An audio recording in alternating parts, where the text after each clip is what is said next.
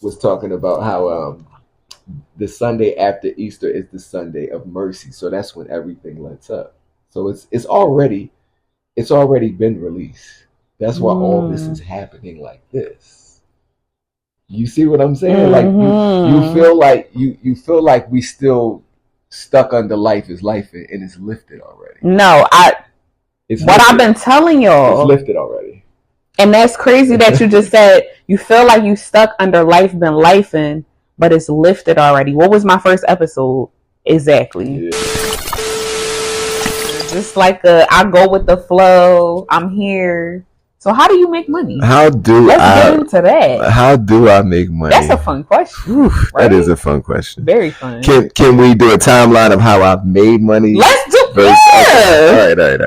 Let's do it. All right, so get into it. So when I was 11, we gonna go back.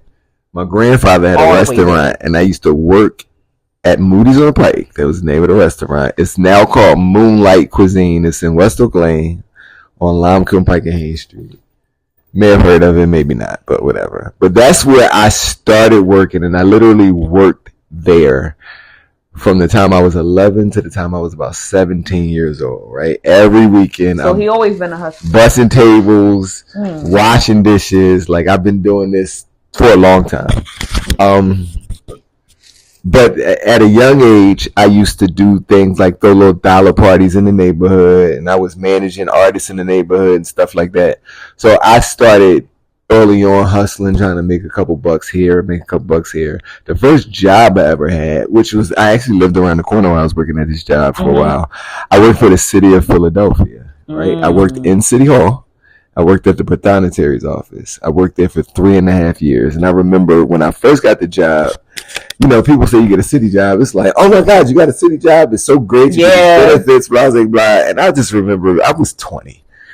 I was like, benefits my ass. What the fuck? That's how I looked at it when I was that age. I don't give a fuck about the shit y'all talking about. Yeah, like what? So I don't need it. The crazy part is when I worked for the city, I only used my insurance once, and that was to get my wisdom teeth pulled out. And I only did it because I went to the dentist just because I knew I was going to lose it. I went to the dentist. Yeah. And they were like, just take your wisdom teeth out. That's the only time I've used my insurance, right? But I remember when I first got the job, it was this guy. His name was Billy Lancelotti. I'll never forget him for the rest of my life. He was short, like the Penguin from Batman. He wore this toupee, and he lived in South Philly with his mom. Billy was like in his 40s, or it's either late 40s, early 50s at the time. And I remember Billy telling me, like, you getting in early, it's going to be a great job for you. You can make $100,000 when you retire. And I remember looking at this man, and I was in my head like, dude, you're not in none of the dreams that I have at night. Your life, I'd rather make $100,000 in my sleep. That is the way I looked at myself. Let me just pause you right there real quick. Let me just, it's crazy because when I used to work at Vanguard, and I'm going to shout it out because I don't work there, it's been years removed. I used to be surrounded by people I work with and just happy and like content with their position. And you should be, whatever. Yeah. At the time, I believe I was early 20s, about 22. Yeah.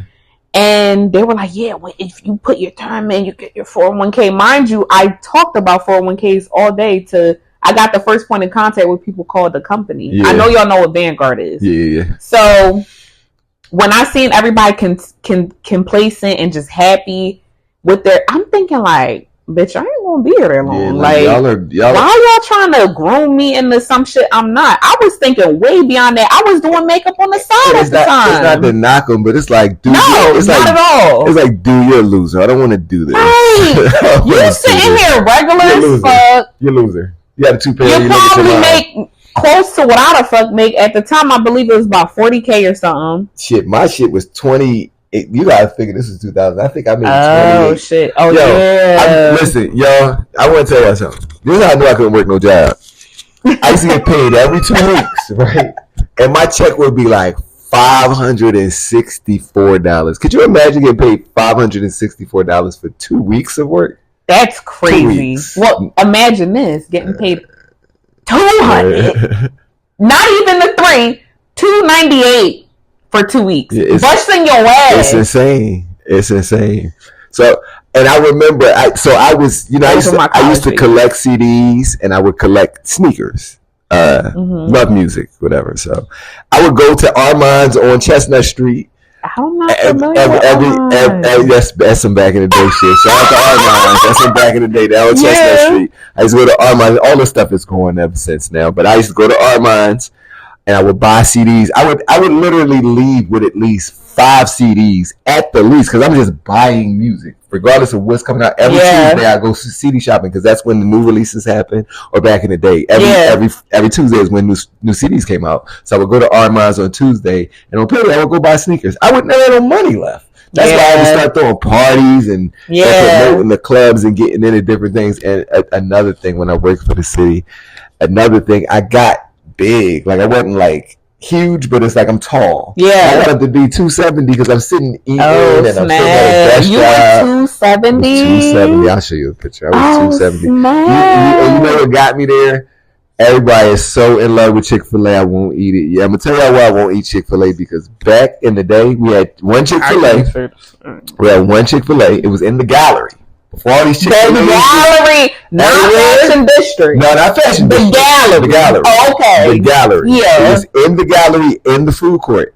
And me and my boy Mac, one day, we went to the gallery. He came downtown, met me at the job. We walked down to the gallery. We go to Chick-fil-A. And back in the day, you could like win prizes off the cup. It's like this little joint you peel off the cup. Why pull off 1 year free Chick-fil-A? Oh, snap. So I ate Chick-fil-A for a whole year for free. For free. No, not no. So that would be where the 270 came from? Yeah. I was just. You should have made better choices. And at that time, there wasn't many choices, like good choices to make at Chick-fil-A.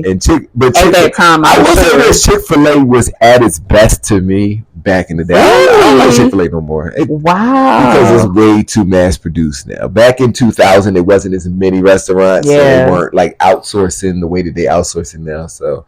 But yeah, the gallery, y'all. I remember AI threw a party in the gallery, All-Star Weekend. That's what we going for. AI used to really be in Philly at that time. That's what we going for in the city this year. That's why we outside, because we're doing all that stuff. Like, I mean, you figure that. I'm waiting on my invite. The birthday party. Listen, I might even do something at the gallery. Fuck around if they let me. Listen, and I'm there for it. But yeah, so it was that. Then I left the city. And then I started mainly focusing on club promotion. So it was like a club called Adrenaline that was down where the Sugar House is. Well, it's called Parks, I think now, the casino. Okay, I've heard of it. It was called the Sugar House, but back in the day, it was a club. It was called Adrenaline. And I used to do all the promotions for Adrenaline. Then we moved from Adrenaline once that shut down, and we got a club around the corner. It was called Sweet 450. Sweet 450 was right down the street from Palmer's.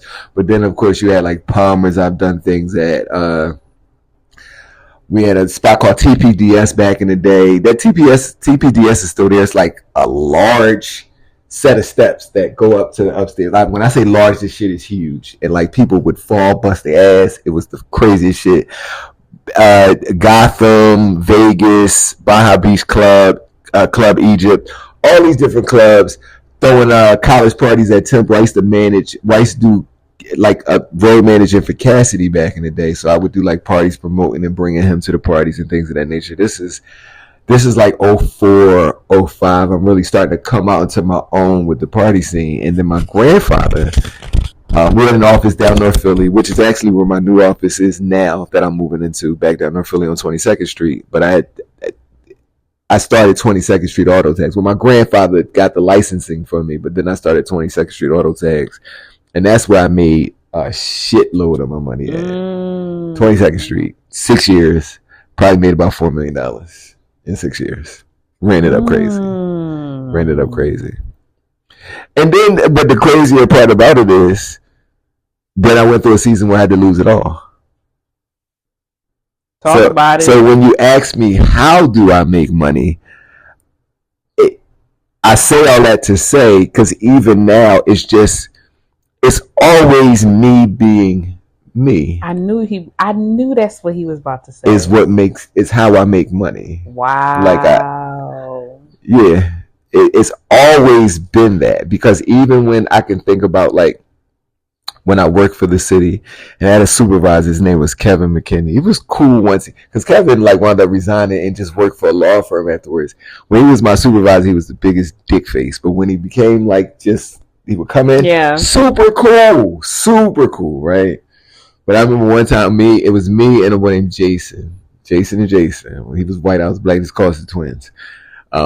He works for the fire department now. When he left the city, he took a fire department job. But we used to be thick as thieves when we worked in the record room. And I remember we were coming back from the boss. His name was Joe Evans. He was the boss of the whole department. Yeah. We were coming from his office. We sitting there talking to him on lunch. We come back, it's like 1:10. We could come back from lunch, or 2:10, I forget. I think we went to lunch at 1. Come back 10 minutes late. He like, you late? I'm like, yeah, I know. He was like, where was you? I was like, I was talking to the boss. Go talk to him about you got an issue. But it's just me being me. Right.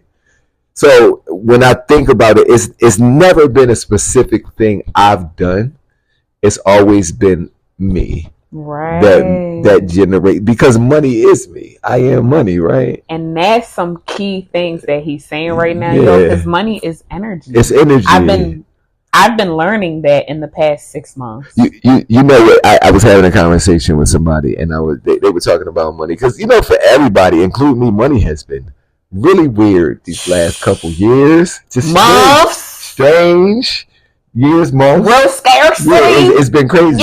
But this, and I'll say this to you, and I'm gonna say it to y'all. Just like I said to a friend of mine a couple days ago. Because she was talking about like money, blah, blah, blah, this, that, and the third. And I was like, because I thought about something I needed to do. And I thought about money that I didn't have yet. Mm-hmm. And I thought about how I was going to, allocate it. And it didn't work out like that, right? Mm-hmm. And I wasn't tripping about it. But it was for the first time, and this is just like recently, that I realized I always knew money was energy, but money is also fluid. Yes. So, and I don't want this to go over y'all head. I want y'all to understand this. It was the action of me boxing the money in that made it not work. It was that. Did you hear it? It was that. It was me saying that I'm gonna do this, that, the third. To make the money. You when you box the money in, that ain't what you're supposed to do. That's not what you're supposed to do. Nope. You're supposed to be open to receiving it and giving it any which how. That's it. Don't let that. That's all you gotta concern yourself with. That's it, and that's how you make buku. So many of us get into this, especially we don't have it. We think the world is ending. It's like, no, the next day comes.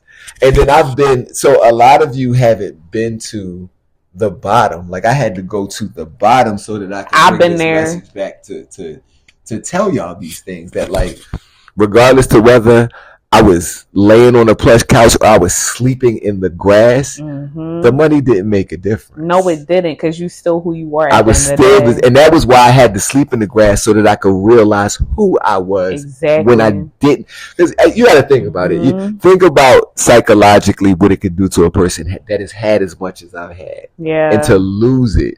You can go. Mental hospital. Like there were days and nights that it was like, yo, what the fuck is really happening to me? But you know what never happened? I never had like a feeling of giving up. Even I've been on the fucking. I won't say I straddled the fence. I've looked at the fence really hard for a long time, but I never touched it. I never like went close to it. Never looked at it like this is. And then we go back to 5'3". My uncle felt like this shit was too hard, so he left here. So I gotta. That's my constant reminder that like you have to go. Like you have no choice. You like have to have a why. I'm telling you, y'all. You have to. There has to be a reason. You don't just make millions, or you don't just be a millionaire without a why. Or you 6 figures, whatever your number is. You don't do anything you do or get up the next day without a why. Yeah, because even if you get it, like if you win millions from the lottery, 10 times out of 10 you're gonna lose it. How many people y'all know that blow that shit within a year? Because there's no why behind it. And go back to broke. There's no why. There's no why behind it. There's no why. There's no why behind it. I got a settlement maybe last year. Blew through it so fast. Oh snap! Blew through it so fast. It was 5 figures. It was high 5 figures, but when I say blew through it like that, gave money away, all that type of stuff. But blew like it took, and it was so many things. Like I was showing you the gas. That was another thing showing me how fast this shit goes. Yeah. You know what I mean? Because it's different now. Like back in the day when I had money, it was everywhere. It was coming out the walls. Yeah. Like I got it in this couch in this house. It's everywhere. Now it's like you can't hold on to the shit fast enough. So that's another reason why stuff is expensive as hell now. It is. No matter how much you make, it's still like you got to pay to play. You have to. Yeah. You have to. So you have to prepare yourself. But you abundance is your birthright. It's your birthright. Yo, he been in the lab. Yeah. He been studying. A long time too. He been studying. That's y'all hear this? You know what my YouTube channel is called? Wayne University. Period. University. Drop it then. Drop that shit. Yeah. Let them know. School these classes always in session whenever I'm around. Period. It don't matter if we partying, if I'm drinking, smoking. It's going to be a class. So get your notes. Literally. Get your notepads out because it's crazy always thing something. Is, I'm the same way. Yeah, it's supposed to be like that. You always gonna figure or learn, and y'all know how I am. You always gonna learn something being around me. Yeah. It's never gonna just be, oh, she survived. No, it's gonna be, she poured a little life into me. Yeah, it's bigger than the vibe. It's more like aura. It's more like aura. It's not really the vibe. Always the vibe is who you are. The aura is what you are. Talk about it. I mean, is what precedes you. If my aura walks in the room way before I even get there. Period. You know what I mean? And it stays almost forever. It's hard to It's hard to get it out once. Exactly, and that's why I say if you had a chance to have me in your life for a season for a reason, be grateful. That's it. Just be grateful. No matter what, no matter how it went, be grateful. Thank you. Be grateful. Talk about it. Be grateful. Okay. Yeah. That was great. Okay. So, tell me something. Okay. If someone is starting a day with nothing, no audience, no nothing, what should they focus on first? Themselves. That's all that's in the room, right? No audience, right? Themselves. And the crazy thing is, if there's anyone watching that's fucking selfish, what you got to say to that? I mean, but that's selfish. That's ultimately how you get to the key to life is you have to be selfish in some scenarios. You have to understand this. Regardless of what your life consists of, you are the main character. Even if you're not, you are the main character. So if you're not cool first, nothing else around you is going to be cool. So you always got to think about the first thing you see when you look in the mirror is you. It's not you, and you don't have a Siamese twin. You're not attached to nothing and nobody. I don't care how much you love your kids. That's fine. Not even that. Like, it all starts with you, because the legacy you leave, like, everybody had this idea that legacy was children. Legacy's not children, because children can come fuck everything up, which they probably will. I ain't even got to, it is what it is. Legacy is you. It's for you. It's yours alone. It's what people will remember of you once you're gone. That's your legacy. We don't know Dr. King's kids, but we know Dr. King. We sure do. Yeah, we don't know Malcolm X's kids, but we know Malcolm X. Because the legacy ain't got nothing to do with your children. It's you. Yeah. But we'd be honored if our children do carry our legacy. Absolutely. But we're not going to pressure them. Yeah, either. Absolutely. Okay. Absolutely. But yeah, that's what I would say. Like, start with yourself. Be selfish. Like, especially after what everybody collectively has been through. This is the perfect time to be selfish within reason, whatever your reasoning is. But this is the perfect time for it. Like, and this is a good time to do it and not have to feel guilty about it. You know what I mean? Like, you can't fix everything and everybody, especially if you ain't fixed. So you got to fix yourself. And then after you fix yourself and you realize what you're going through to fix yourself, you're not even going to want to fix everything and everybody, because you don't want to take any. This is truly, and I'll say this because it's my experience. This, like, my life, this lifetime was the best lifetime I've ever done. And I've done some, I've been the king of Egypt in some lifetimes. And the crazy thing is, like, that's so deep that what he said, because when I met him, which was end of 23, he was in a whole. Me too. Whole different space. I'll say we were in a whole different mental space. And when we recently reconnected, I said, "Dang, were you going through something? Like when I met you?" And he said, "No, I don't think so." The typical like male response, but then he thought about it. And he was like, "Wait, she a little deep. Hold on. I think I might have been." There's a name, yeah, like cause it's not. I made him think. There you go, because there's not many people that hit me with that. Like you were, it's like, really? That's that feminine energy, baby. How'd you see it? You saw it, but that at first I'm a posture like, no, I'm cool. But it's a name for what I went through. Dark Night of the Soul. I've heard that so many times in so many different settings. Dark Night of the Soul is. So I was showing on my I was filming for the show, and of course I love art, and I have a piece of art called The Anguished Man, and the Anguished Man was my whole existence in the Dark Night of the Soul. Hold on, I'm gonna grab it so I can show it to you. Yeah, really quick, so you kind of get an idea of what the Dark Night of the Soul was. Hold on. When I think of Dark Night of the Soul, just for this quick second while he's looking that up, I think about Batman. But what's not regular Batman? What's him? Dark Knight? Dark Knight. I think about the Dark Knight. Dark Knight. That's it. Oh shit. That's the Anguished Man. Wow. Yeah. There's so many things to read here. Yeah. Show y'all real quick. That's the Anguished Man right there, y'all. I think it's focused. It's on my face. There you go. They got it. They got the gist of it. Yeah. But yeah, so that's where I was at that particular time. I was, trying to figure out, like, I knew something was happening, but at that time I just didn't know exactly what the end would look like where it was taking me. I know it was taking me somewhere on a journey that I just couldn't explain, because everything, and that was the whole time I lived in Ardmore. That whole like I lived with a ghost. My the man whose house it originally was still there. My next door neighbor, he was still there. My next door neighbors, they were older. One of them passed away. There. Yeah. One of the neighbors passed away. And the crazy thing, the energy of the house when I went, my house is crazy. It was different. It's crazy. That house. Wow. 10. The address of the house was 10. Like it's that experience. Even pulling up was different. I learned, and you want to hear something crazy about how I found this house? So when I was looking for the house at the particular time, I would go up Ardmore and I would just ride all around, right? Mm-hmm. And I moved in my house in February, right? So February comes. Oh no, it's Christmas time. I'm riding around Ardmore. It's like December. And I remember I turned on my street.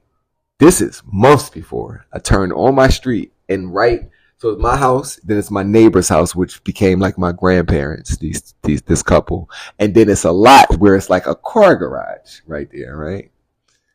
I pull in the lot and just get out the car.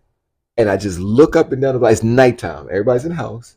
And it's a condo that sits at the corner on Cricket Avenue. Mm-hmm. And I remember looking up, and it was like Christmas trees in the people's window, right? And I just looked and I was like, this is a really nice street. Got back in my car, left, right? Didn't think nothing of it. So then I get with the realtor and I'm looking at the houses. Because before I moved in Drexel, I was living in Bryn Mawr in this little small studio apartment. So I would walk through all the neighborhoods. I wouldn't go as far as Ardmore, but I would walk into like Bryn Mawr, but like where all the Gladwin, I would walk, just be walking and walking and walking, right? So then I would walk down this street that had this house on it, and I would always see this house would be for rent. I would call, and every time I would call, the lady would be like, we just, filled it. Mm-hmm. But it would always be a for rent sign outside the bitch. But like on that same block, what was the name of that street? Trolley Avenue or something like that. But regardless, it's in Bryn Mawr. So I remember walking down the street, plenty of days, it's right across the street from the park. So the day I went to look at houses, I go on this same block where the house was that was always for rent, mm-hmm. right? And I go see the house, And the house is shaped so weird. It's cool, but it got like a little driveway joint on the side. But the rooms are shaped very weird. So it's like, it's going to be a bitch trying to get furniture in here. Yeah. And the way I set it up and blah, blah, blah, and this is that and the third. I'm like, no, I don't like this. So then my realtor was like, he got one more house that you can go see. Let's go see it, right? Hop in the car, follow behind her. Don't we pull up on my block? Same block that I was on. Right. A couple months earlier. I said, yo, I was on this fucking street. And I'm standing in the lot. It's not the house next to it. It's the house next to it. It's 10. Go in the house. I walk in the door. So it's a sun. It's got the sunroom, and then you walk into the house. I step in the sunroom, and I don't remember too clearly, but there was. I guess there was a sunroom. That's where you kept your shoes. Yeah. I got the sunroom, and then you go into the house. I got all hardwood. Yeah. It was very open. Very open. Yeah. So when I stepped in, I just stood there, looked at the house. I looked at the house, and I said, "Yeah, this is mine." And I moved in 2 days later. I moved in 2 days later. So yeah, that's so it's like. When I think about the journey of how I even got there and going through what I went through, like God really put me there. Right. For like, I need you to sit in this energy. And I'm going to leave you here. Like it was. And that's when I met him. Listen, it was times where I didn't know how. My rent was $2,600 a month. And there was times where I had no clue how I was going to pay it. And it always got paid. It always got paid. You heard it. When God put you in a position, He always gonna help you figure it out. I got an 18-month lease, and I lived in that house for all 18 months. And when I left there, that's when I went into the wilderness. But my dark night of the soul was done in the house. I learned so many things about myself in that house. Yeah. So Ardmore was a very different. Yeah, that was Dark Night of the Soul. I felt something. Oh dang! All right, hold up. So we're recording. We on the mic. We on the mic. Hold on. We on the mic. Let me grab my mic. We back. We are back, y'all. So what we got next? This is shaping up to be. Hold on, Meta. Hey, Meta. Record. So now we got 3 cameras going on at one time. Like, different point of views. Yeah, these POVs about to be crazy. Crazy as hell. I can't wait to So we've gone figure out what happened with that. I don't know. Did the battery die? I don't know. Hold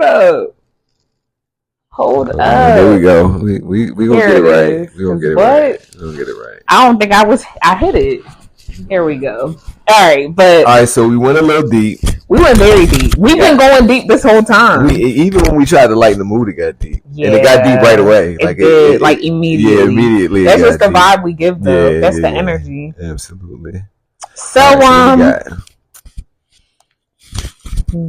don't have too much left. We're going to close it out soon. Okay, but take your time though. But we're taking our time. We got time. Take your time. So, what mindset shift changed everything for you? Because this whole time we've been talking, y'all, clearly it's been about mindset shift. It's been spiritual. It's been very godly. So what shifted everything for you to be this version of yourself that you are today?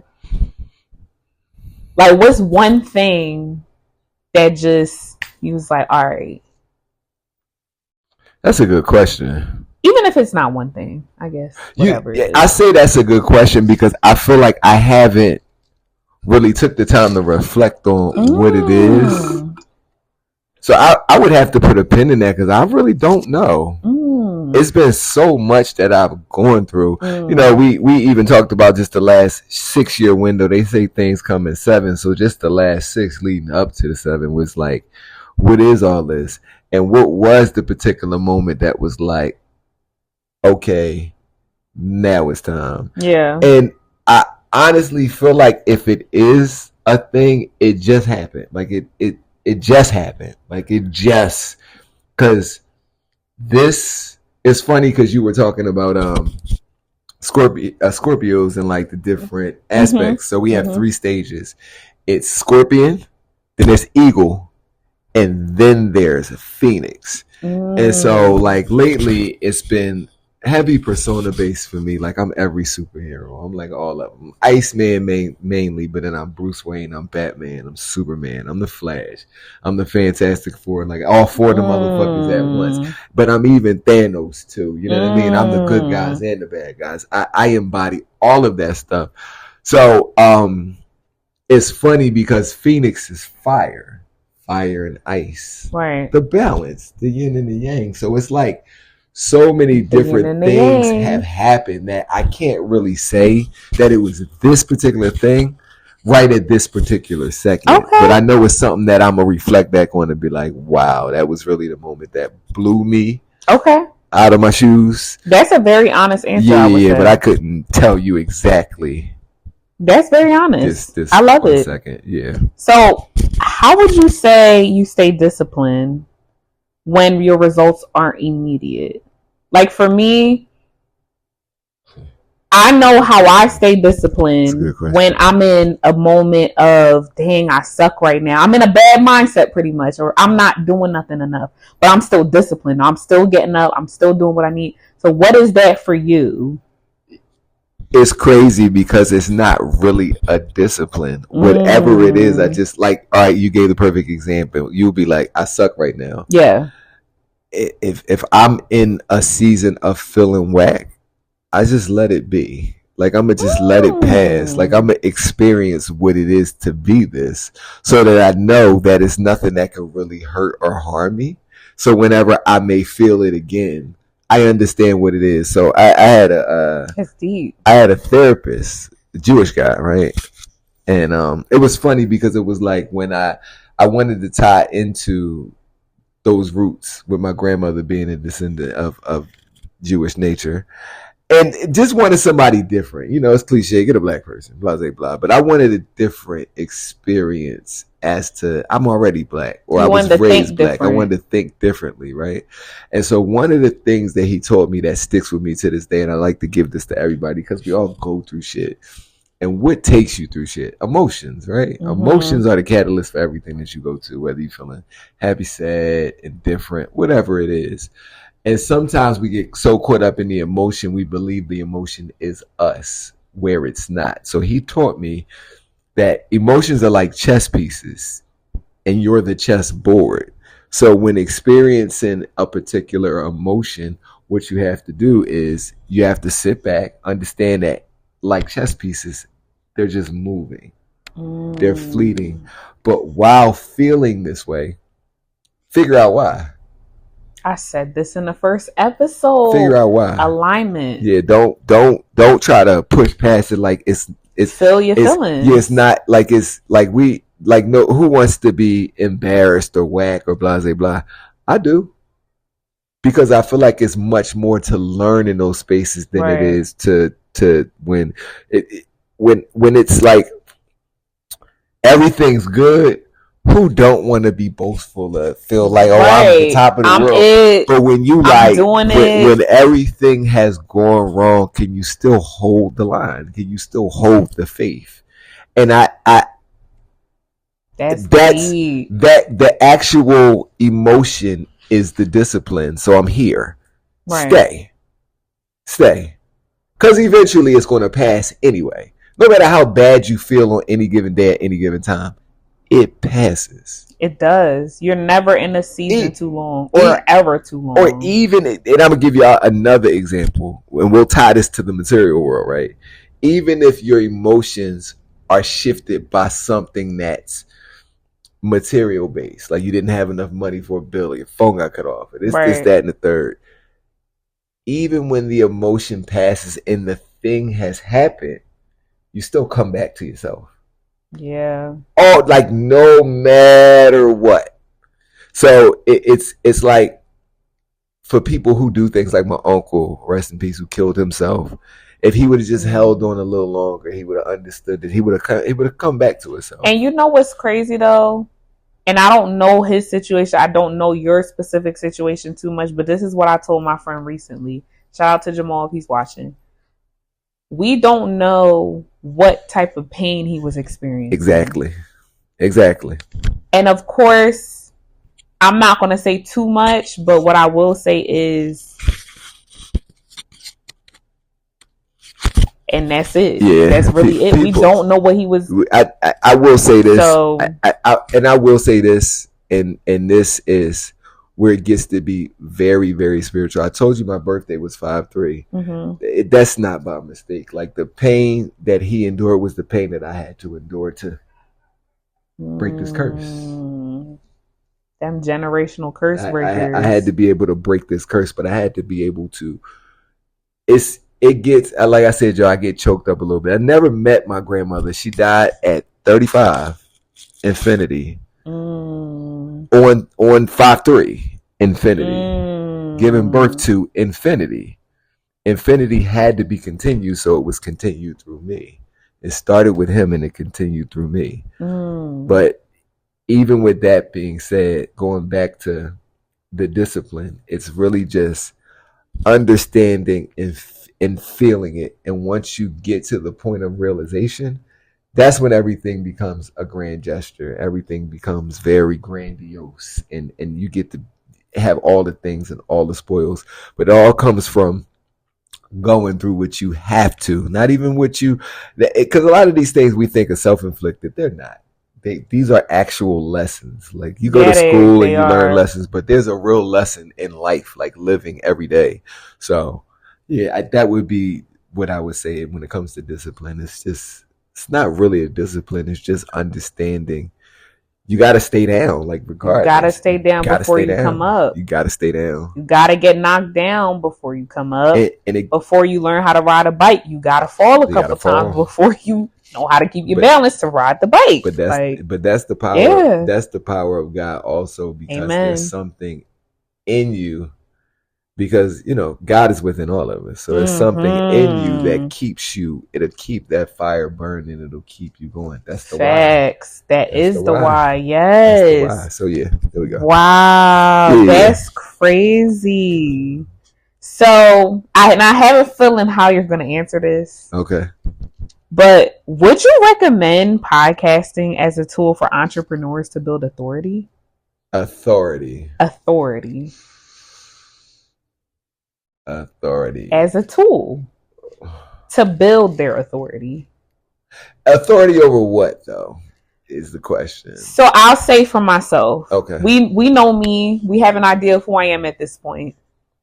So, for example, I've been in the influencing social media space now for over 10 years. Yeah. So I believe I have authority in this space, in my own beauty entrepreneur space, the whole nine. At the same token, though, nobody actually knows me unless you actually in person know me, right? Yeah.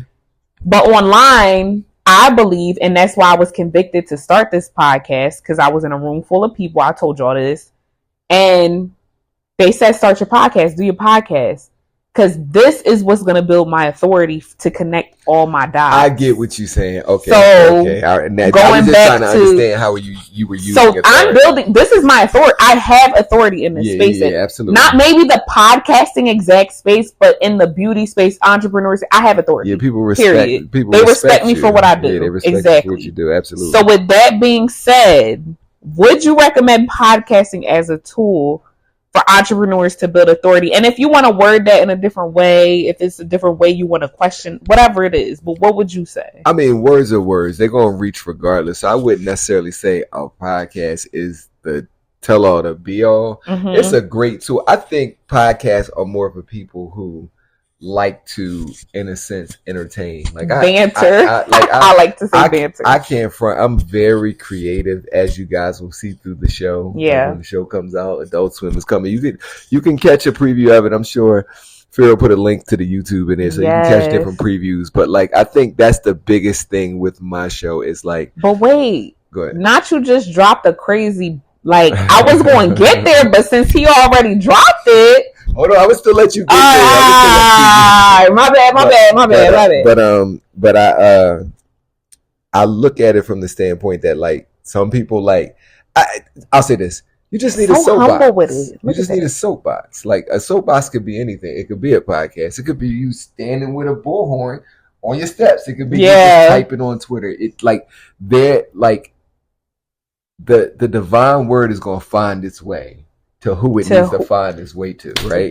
So it don't matter. So I wouldn't say it's a tool. I wouldn't say it's the only, because that's the thing about life.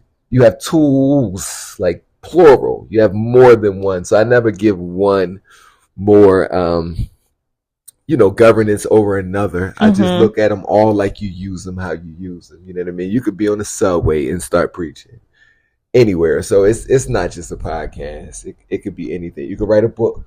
You know what I mean? There's so many different ways to claim your authority and put your word out there. This is facts. Yeah. I mean, you gotta think of what the Bible is. The Bible is just a series of books. You know what I mean? And we still read them. It's a guide. It's books, but that's how a life guide. But that's how they didn't have microphones. They didn't have all this. No. They had literally scribes, and they got their authority out. So. Exactly. Yeah. So yeah, I mean, I love podcasts because, like I said, I like to showcase my artistic side, and that's what I was saying about the show. Like, I get the show to showcase my artistic.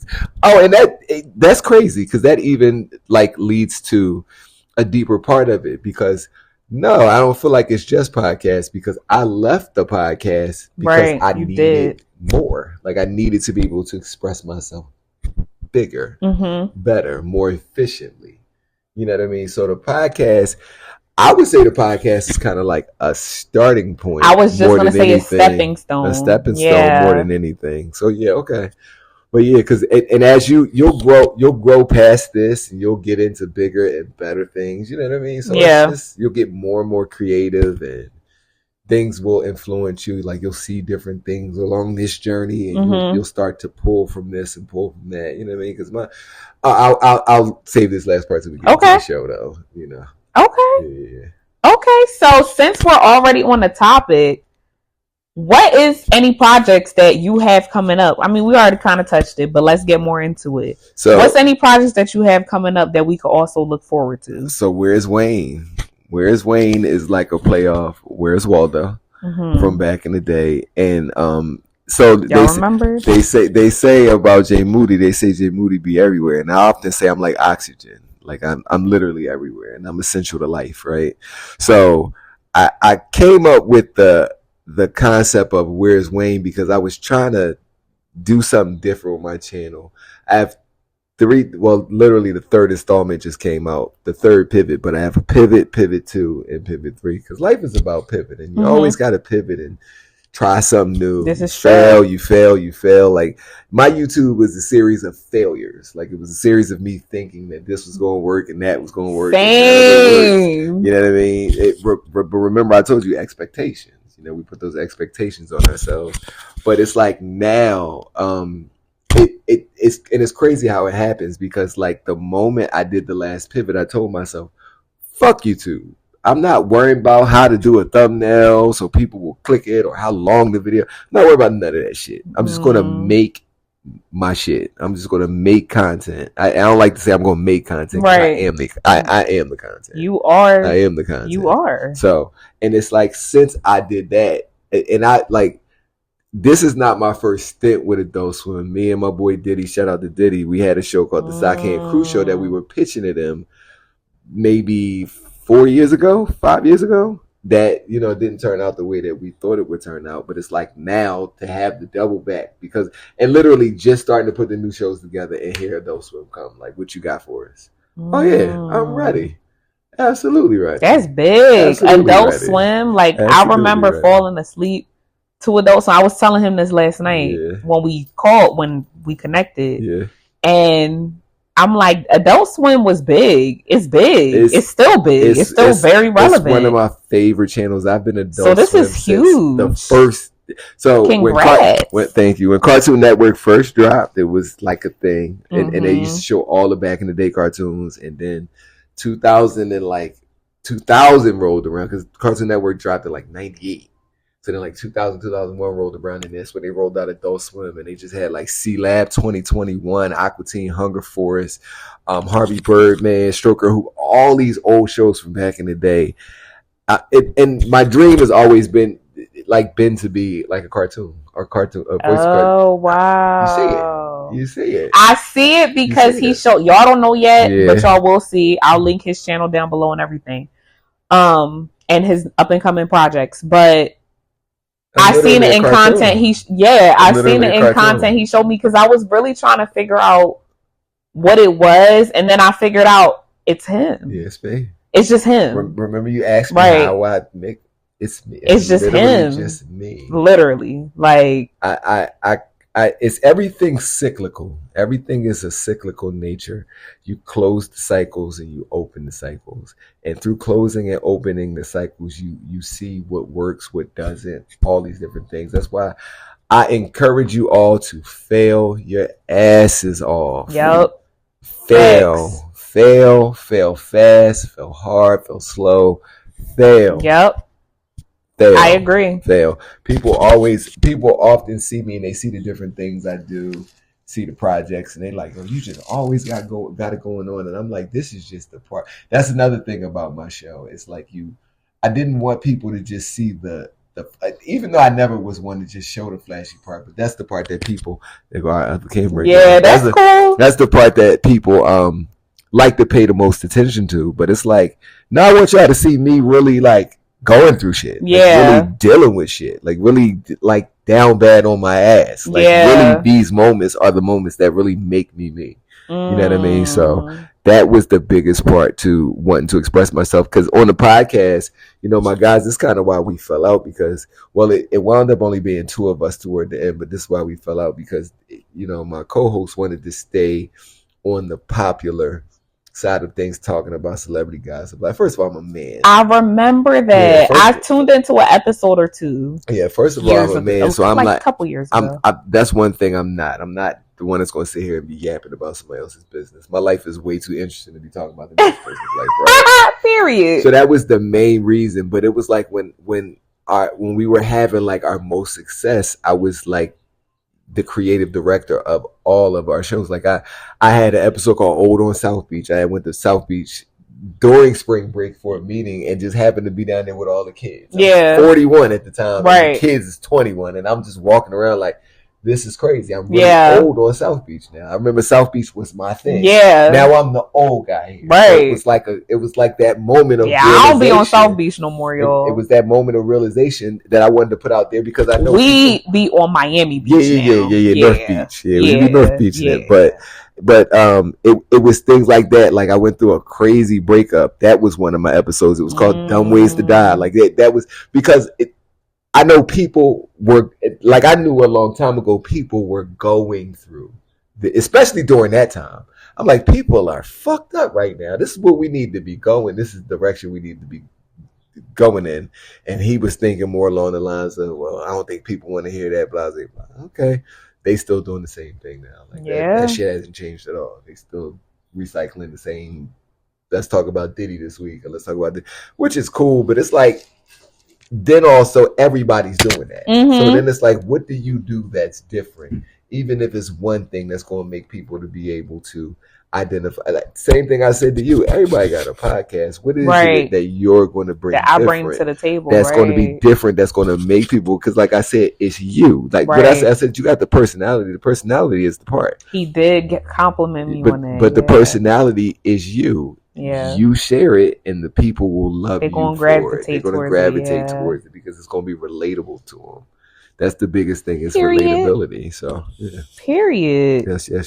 So, but stay tuned for Where's Wayne, y'all. You never know where you can find me, and we really got real Where's Wayne. You want to hear something crazy too? I'm gonna tell you here. Y'all get this one.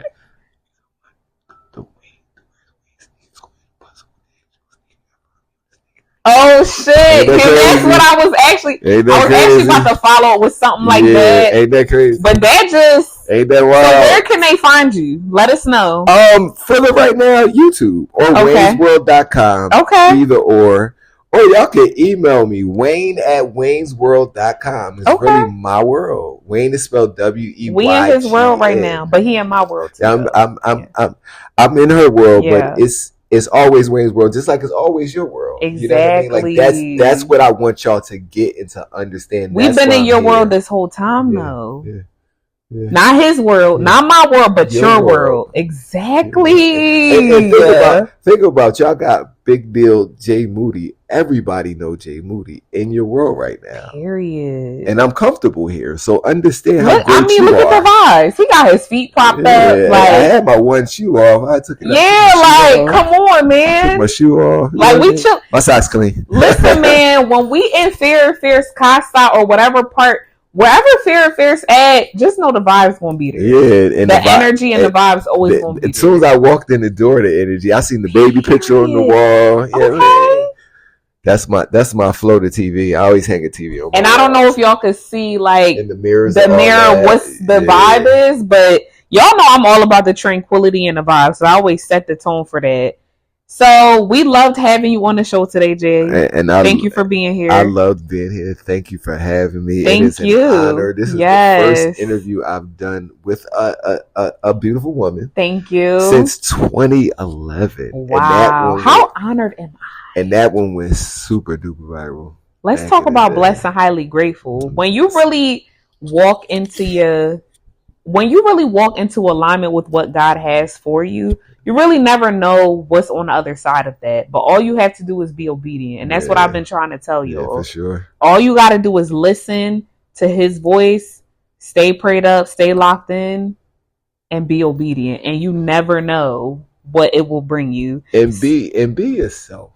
Yes. Be yourself. Take it from somebody who tried to be other people. You know, it happens. I didn't do it a lot, but I've definitely tried that. I've had my moments, not really being other people, but just getting lost in the sauce. Yeah, absolutely. Yeah, I'll say that. Getting lost in the sauce, for sure. Be yourself is only one. It's like, I cannot stress that enough, how you are just so dynamically different from everything else. Facts. And if you just lean into that, it's over. Yeah, it's definitely. It's up. Y'all see it. It's all over me. I'm glowing. Period. Glowing. Y'all see the glow. Yeah, y'all see the view. Yeah. Glowing over here. Glowing in the grace of God. So if you've been listening to this and you know you're ready to stop overthinking and actually start your business, you already know I created something for you. So it's going to be in the description box down below.